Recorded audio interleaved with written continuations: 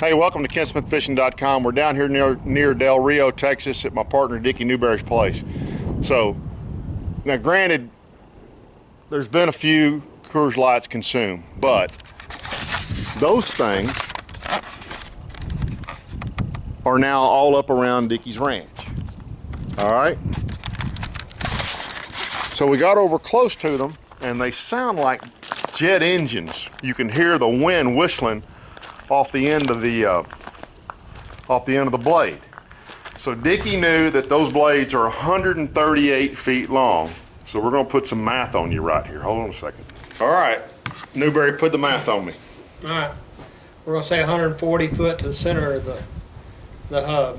All right, 140 foot to the center of the hub. Take the diameter, which is 280 feet times 3.14. But it's not really 4 propellers, it's 3 propeller systems. I don't care, we're talking about tip speed. All right, so it's 180 feet, 140 feet. Times 2. Times 2 equals 280, obviously. 280 times I went to school at the University of Arkansas, but I can figure that out. Yeah, whatever. 3.14. Times pi. Times pi. That is 879 feet. So you're saying that's how far it travels in 4.6 seconds. So we put a stopwatch on it. It takes 4.6 seconds to go 879 feet. All right, so. All right, we're going to take that footage times 3,600, because in an hour, that's how many seconds it is. And we'll just take that times 3,600. Times 3,600. All right, that's 3.1 million. Okay, and divide that. Divide by 4.6. Why 4.6? Just divide it by 4.6. That's 688,000. Okay, that's how many feet it travels in an hour. Divide that by 5,280. Divided by 5,280. That's 130 miles an hour. That's correct. Now we've done that math a couple different directions, and I'm sure, because I know I've got a lot of East Texas guys following me, there's some Mensa members out there.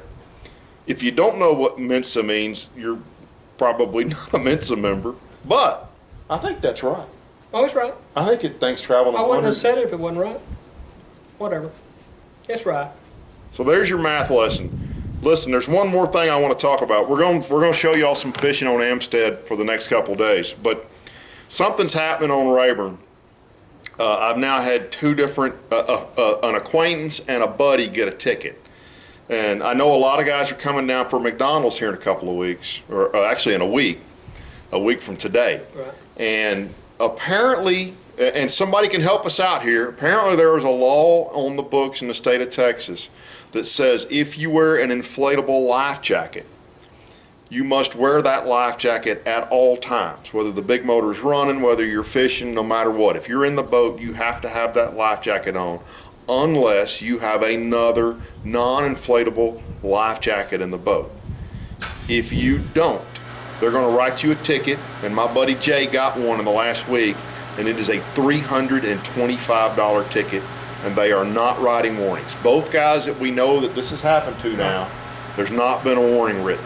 So if you're coming down here and you're a inflatable guy, and I'm assuming this is a Texas law, throw an extra life jacket. Go buy one of those $8 orange ones, which is what I keep an extra one in one of my rod boxes just in case. Stick it in your box and avoid that ticket, because that's nasty. Especially if you got a 12-pounder in McDonald's. No doubt, because I guess you'd be breaking a state law, and you could get DQ'd as well. So I didn't think about that. So that's our tip for the day.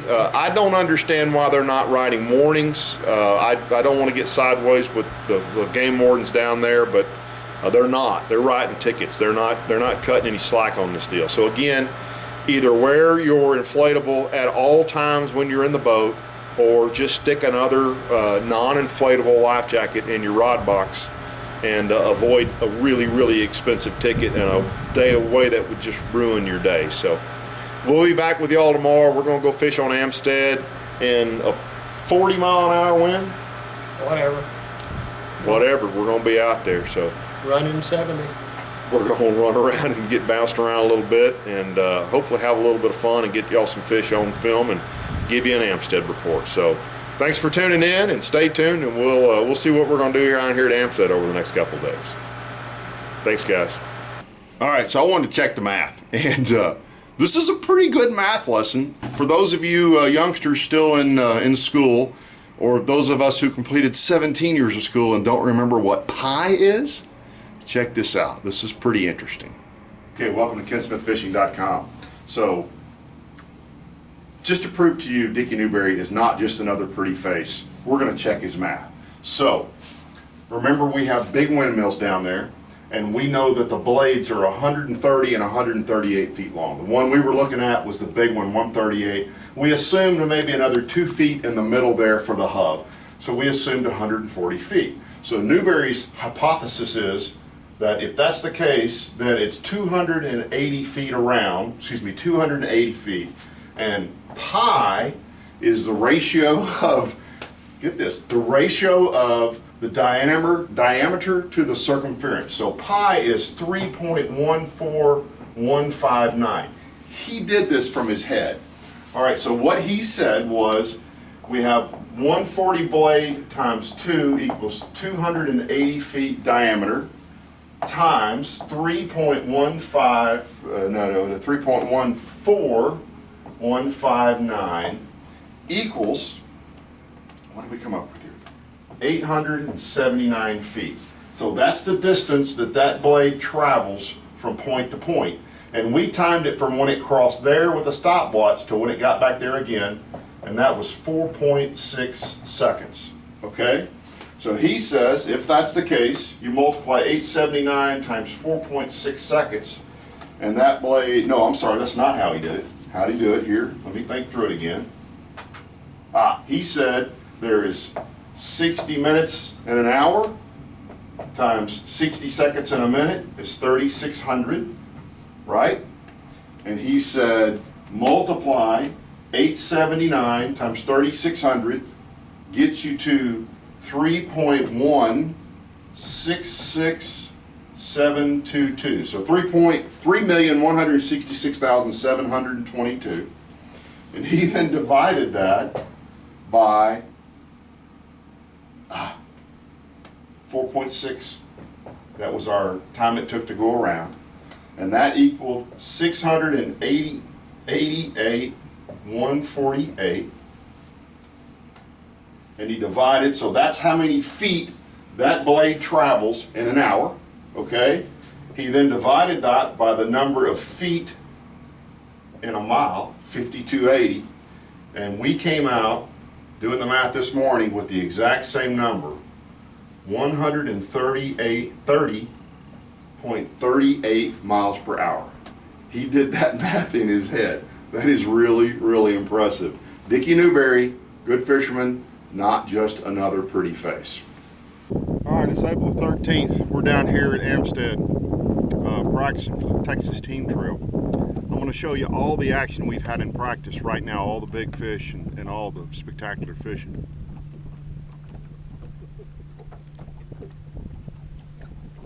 What are you laughing about? Fishing stinks down here. I gotta tell you, we probably had 20 bites today. I don't think we've seen a fish over 2 pounds. Most of them aren't even keepers. We have fished from 3 feet deep to 35 feet deep, and we've caught fish in every level of that. We've caught squarebill fish, we've caught TRD fish.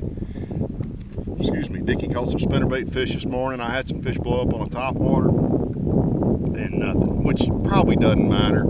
You can see it's almost dead calm today. There's a little slight wind out of the south. The wind's supposed to switch over late this afternoon and start blowing 25, 30, 40 miles an hour out of the northwest and blow like crazy tomorrow. So it probably doesn't matter what we did today. We're just going to go fishing tomorrow, and obviously we're going to get pretty lucky.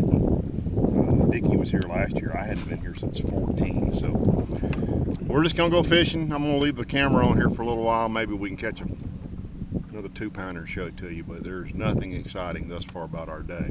I will say we're in Dicky's brand new Z520c, and it is absolutely gorgeous. I cannot wait to get mine. This thing is really pretty. So I've enjoyed fishing out of it today, and got some cookie crumbs over there in the floor for them so I can break it in a little bit. But we'll fish a little while longer, and then we're going to go back to the house and cook a big steak. Probably drink a Coors Light or two, and Look at here, just showing off for the camera. Dicky Newberry. That's a giant. That's one of that would be our kicker for today right there. Bring that kicker in here. Let me show them everybody. Look at this big rascal. Oh, look at that. Hurry up, I might miss the spot. Oh, look at that's a dandy, isn't it? Dicky Newberry, he knows how to catch them on cue. That's what we've seen today. Super.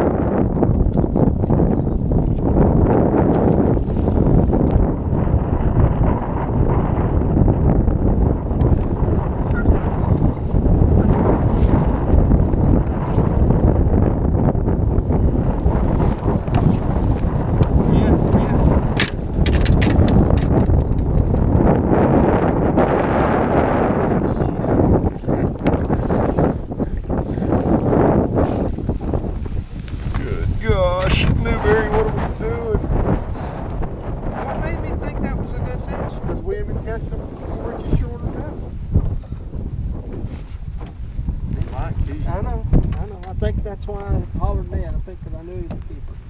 He won't weigh 1.25 pounds, but he might keep.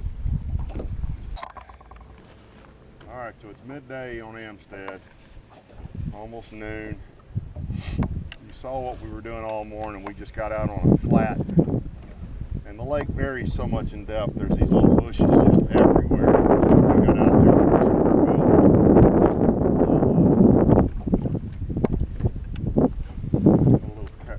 1.5 square bill and just crank that stuff, and we've got a limit, but it is very, very dinky. So we've come up in here. We're actually trying to figure out where post-spawn females might be. Dicky had a follow in here yesterday on spinnerbait, so he's clipping and cranking this same stuff, and then I'm flipping a sinkhole around. I'm trying to find maybe, you know, a girl protecting her fry or something, but it has been very slow. We've probably caught, we might have caught 30 fish today. And we've seen 5 keepers. We've got them all in the boat, and I pulled a fish off that felt like a pretty good fish this morning.